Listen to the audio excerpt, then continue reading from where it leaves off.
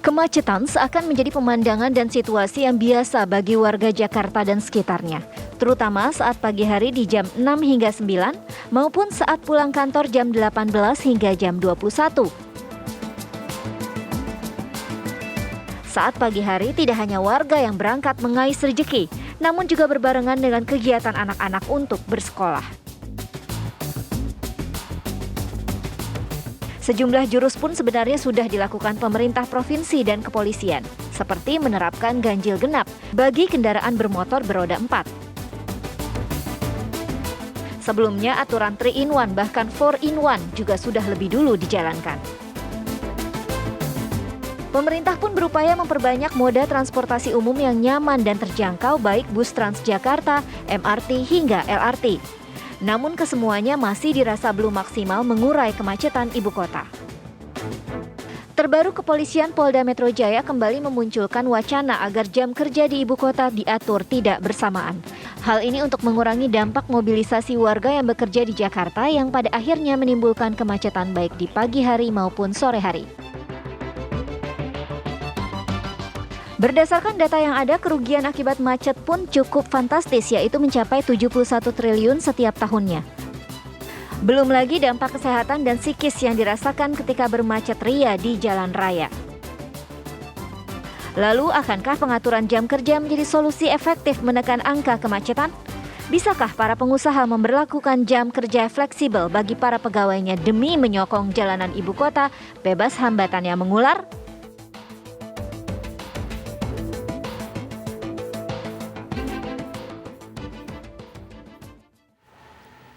Ya pemirsa, memang berbagai macam cara dilakukan untuk mengurai kemacetan di ibu kota, dan yang saat ini terbaru adalah ketika Polda Metro Jaya mengusulkan agar pembagi-bagian jam kerja atau jam masuk kerja pemirsa.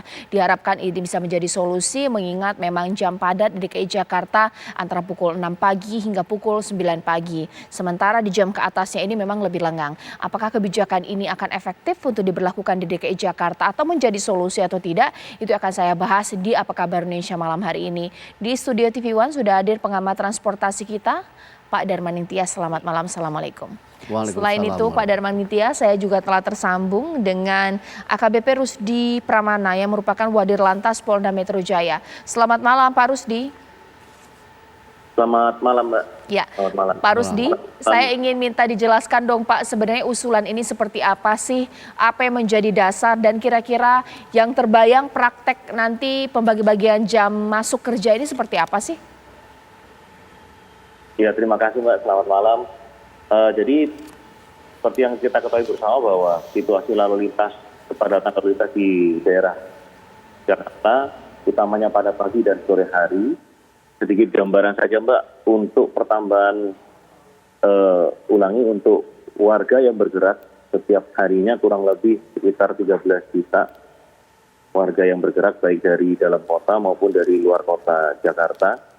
Kemudian untuk berdasarkan data kami, laju pertambahan kendaraan per tahunnya sudah mencapai 12% untuk wilayah Jakarta per tahun. Sedangkan laju pertumbuhan panjang jalan per tahunnya hanya 0,01% per tahun. Sehingga bila kita bandingkan kapasitas jalan dengan laju pertambahan kendaraan, ini tentunya sangat tidak sebanding.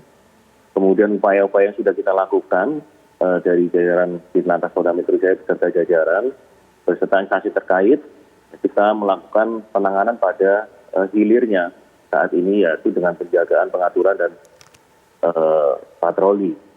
Tapi permasalahan pada hulunya, tidak ada beberapa kiat yang sudah dilaksanakan, namun kami mencoba untuk mengusulkan pengaturan jam mobilitas masyarakat. Pengaturan, bukan pembatasan, tapi diatur supaya bisa bergiliran berbagai macam klaster seperti pekerja, pelajar, dan lain sebagainya. Demikian yang melatar belakangi atau mendasari pemikiran kami, Pak. Baik, Pak, sebenarnya yang sudah terbayang atau mungkin sudah dirancang untuk sektor pekerjaan seperti apa yang nanti akan dibagi jam kerjanya? Mengingat ada sektor formal dan informal. Untuk sektor formal ini kan banyak ya Pak ya, mulai dari swasta, ASN, TNI, Polri, ini seperti apa Pak? Ya, tentunya kami akan meminta masukan terhadap berbagai macam pihak, seluruh pihak yang berkepentingan ini. Intinya pada masing-masing pihak ini, baik itu sektor formal maupun informal, nantinya diharapkan dapat mengatur masing-masing organisasinya sesuai dengan kebutuhan organisasi masing-masing. Umpamanya kayak di lingkungan kerja kita sendiri, di Polda Metro Jaya ini ada beberapa bagian, seperti ada yang Direktorat Reskrim, Intel, dan lain sebagainya, yang bekerja di staf, ada yang bekerja di lapangan, bisa diatur untuk jam masuknya, mulai dari ada yang masuk jam 6, jam 7, jam 8, jam 9, sampai jam 10. Dan kembalinya juga, selesai bekerjanya juga dengan standar kerja 8 jam, tentunya nanti kembalinya pulangnya juga akan menyesuaikan. Nah, masing-masing stakeholder atau organisasi, baik itu formal maupun informal, kami juga minta masukannya dan mudah-mudahan bisa bekerja sama dalam mengatur masing-masing badan, instansi ataupun organisasinya. Ya. Demikian, Mbak. Oke, mungkin saya ke Pak Darmaning Tias. Pak Darmaning Tias, sebenarnya usulan ini juga pernah saya dengar beberapa tahun yang lalu, bahkan sekitar tahun 2015-2016 sempat ada yang mengusulkan. Sebenarnya kira-kira untuk sekarang konteks 2022 akan bisa jadi efektif tidak sih Pak untuk mengurai kemacetan dengan jam kerja ini dibeda-bedakan? Ya, sebetulnya di DKI itu sebetulnya sudah pernah mengalami perubahan itu. Terutama di sekolah. Dulu sekolah itu kan masuknya jam 7. Tapi 2010 itu diubah menjadi jam 6.30. Waktu itu muncul kajian dari Pak Mintori bahwa bahwa memindahkan jam kerja atau memajukan jam belajar jam masuk sekolah 30 menit ke depan itu bisa mengurangi tingkat kemacetan 14%.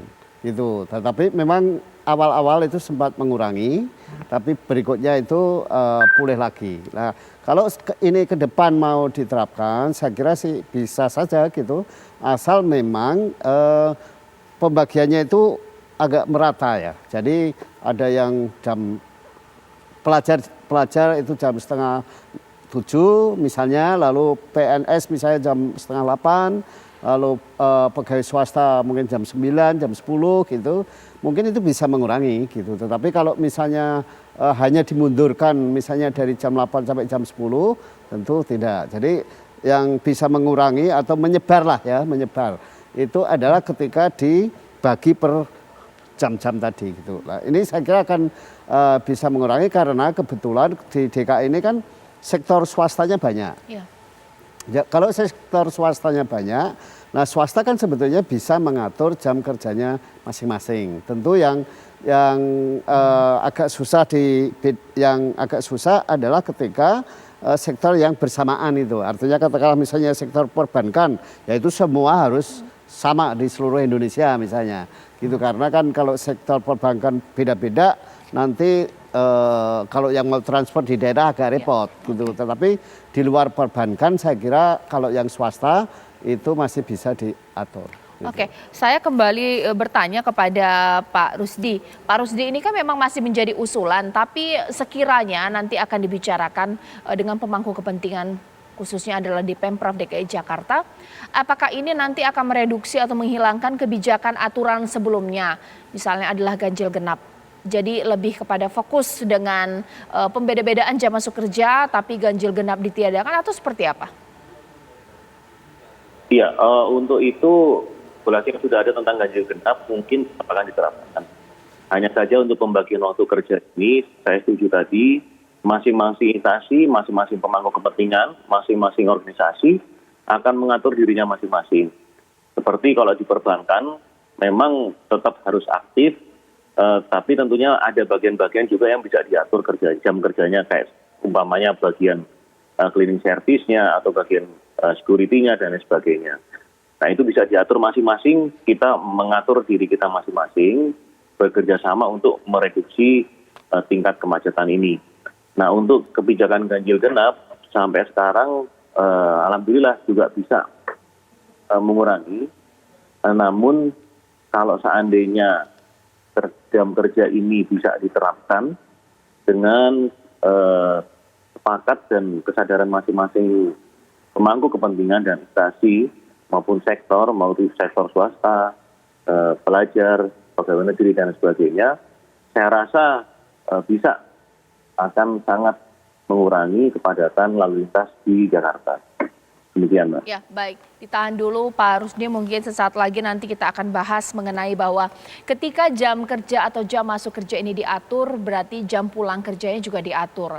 Tapi apakah masyarakat Indonesia bisa diatur mengenai jam pulang kerja? Misalnya dia masuk jam 10 pagi, tapi harus pulang lebih malam pemirsa. Padahal masyarakat Jakarta atau Indonesia ini suka ngejar pulang sebelum maghrib ya, Pak ya. Nah, jadi pulangnya lebih cepat, masuknya lebih siang. Ini bagaimana dengan pengusaha? Apakah tidak setuju atau setuju? Karena ini sangat bergantung kepada produktivitas kerja. Sesaat lagi di Apa Kabar Indonesia Malam.